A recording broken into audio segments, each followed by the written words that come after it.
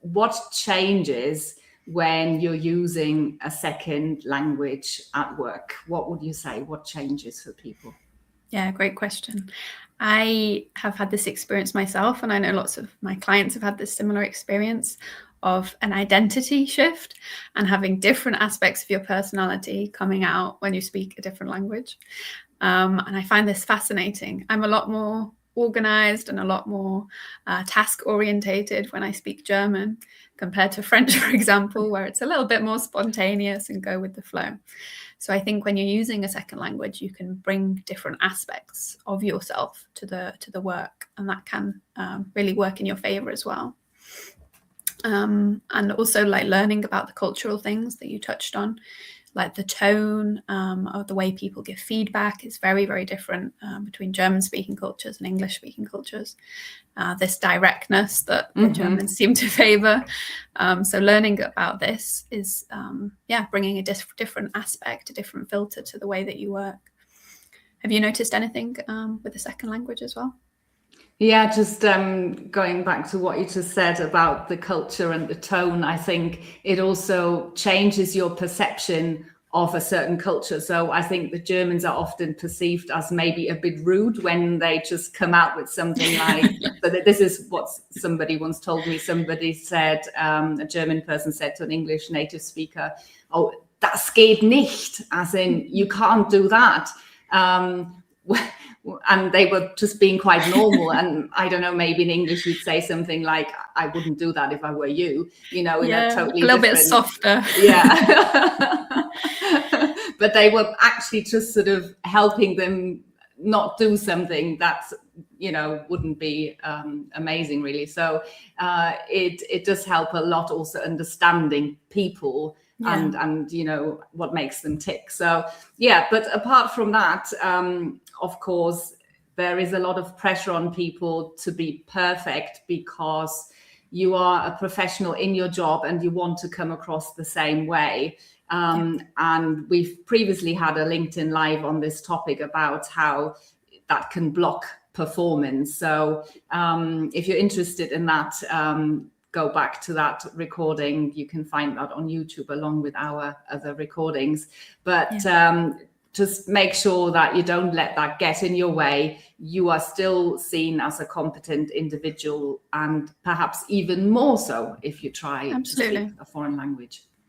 Yeah, you're often doing something that many of your colleagues maybe can't do, like the example you gave with your manager at Siemens, wasn't able to speak German. So you're adding something to your professional portfolio, which I think is definitely a positive.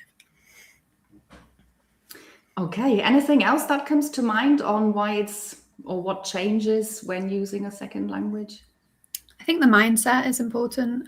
It can challenge your confidence, but it can also boost your confidence if you're able to do certain things in your native language and another one. And often, as the case in Europe, maybe a third or a fourth. It supports all the different communication skills. Learning a language is not just in isolation of the words and the grammar, but you're learning how to speak with people, how to set the pace, how to use your body language. So there's a whole host of skills that might be added when you're using this second language. Yes, so we've pointed out why it is an advantage to have a second language and use it for professional purposes in the workplace. But we also are aware that it is quite a big challenge for people. So we'd like to help you a bit in terms of what to focus on. Often people think, oh gosh, I need to know all of German, like every single word, or I need to be like a native speaker in English. I need to be able to speak like King Charles and all these types of things. So it is not quite like that. You can actually achieve quite a lot with what you've already got, probably. So can you give our viewers some tips in terms of what to focus on, Megan, please? Yeah, I love that. It's not about trying to do everything, but trying to use what you've got in the most effective way. And I always kind of say to my clients, the clearer and the simpler the that you can phrase something, the better. I think there's this misconception that when we're speaking a language or learning a new one, we need to go right in with the C1 level vocabulary and make it as complex and overcomplicated as possible, so that people think, wow, they'll learn this language to a high level. And I would kind of almost do the opposite, simplify it, and so that everybody in the room can understand, and so that you feel confident to deliver it. I mentioned English being a bridge language, and this is important to bear in mind, because you might be delivering a presentation to people where English is not the native language. And so making it super complicated is actually not going to help anybody. So simplify if possible. I think also learning workplace expressions that people actually use is really important, rather than just like the textbook ones. Like, listen to your colleagues, what they say in a certain context, maybe for lunchtime or to start a meeting or to finish a presentation. Listen to what they're saying, and you can kind of use them and take them for yourself. Something else I would say is use visual aids if you can. So if you're giving a presentation, it can be quite overwhelming to just stand there and speak, especially if it's not your first language. So use images, or maybe you've pre-prepared some phrases and make some notes and this kind of thing, so that if you do have a little panic, you've got something else to back it up. And yeah, the last thing I would say is like the pronunciation and the rhythm. Learn it at a natural pace. So if you can listen to podcasts or videos or watch TV and listen to how people speak, rather than just reading the words, because this is going to make you sound a lot more natural. What would you say, Sandra? Anything to add? Yeah, some great things there already. And I think in particular, what's important as well is having the right vocab. So you already mentioned workplace expressions, but also learn the vocab that you need for your industry. So if you're in marketing, you don't really know any HR, you don't really need any HR vocabulary, but you need the phrases that maybe are required in the pharmaceutical industry, if you're a scientist, and so on. So focus on that. And that already takes the pressure off, because you realize, hey, I don't need to learn everything, but I need to know what serves me best so I can do my job. So that's one. And then also understanding the hierarchy, in particular in German-speaking companies, and how that affects communication. So people in more senior jobs would expect to be addressed in more formal ways, and that is reflected also in written communication. And you wouldn't phrase it in the same way that you might when you speak to somebody. So there's a lot going on there, lots of small nuances. And they are also, that they are so important that maybe sometimes it might be easier to write to somebody rather than, speaking to somebody face to face, especially when you're still thinking, oh, I may not have the right vocab. I worry a bit about not coming across as professional. So put it in an email, and that can really help. And it also gives you a chance to think about what you want to say, and put it in good German or English.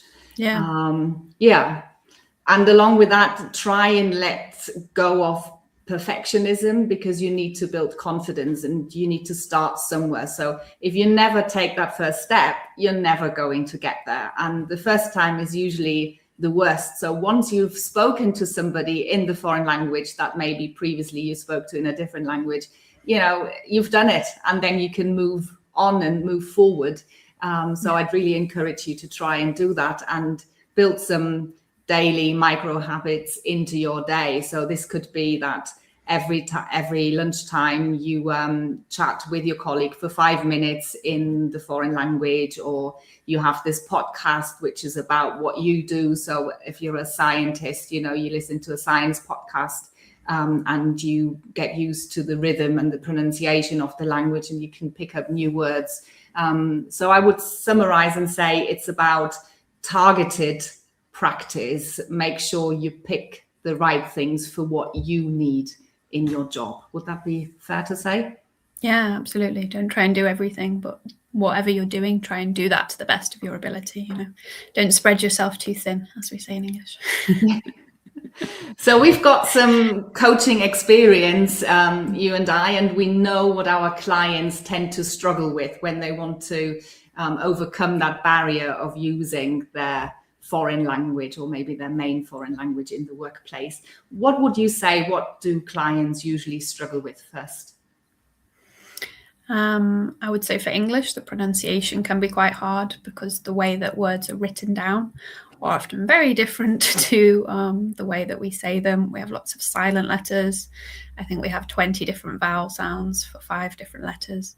So this can be really difficult. And so that's why I really encourage the active listening. Your brain can't create sounds that it's never heard before. So they might not exist in your own language, but if you can hear them, you can mimic them a lot better, kind of the way that we learn our original language as children. So I notice the biggest improvement in my clients that are able to hear the natural speech before they are able to produce it themselves. Mm-hmm. Mm-hmm. What about German? I think it's a bit different, because the pronunciation is pretty much you see what you get. Yeah, to be fair, that once you've worked that out, that works in your favor. I think it's something around accusative and dative that my clients talk to me about all the time. And I think there's a danger that you get hung up around that, because all these endings, and also adjective endings, they are not as important as you might think. And also when you've got masculine and neutral, without going into any detail now, but it changes the same way. So there aren't endless possibilities. And in my experience, that is actually not what stops you communicating successfully. The number one barrier in my experience is my client's mindset, that they think I cannot do what I do in German. And working on that mindset will get you so much further, rather than focusing on what you think you need from a grammar perspective. People, they don't listen to mistakes, they listen to what you have to say as a person.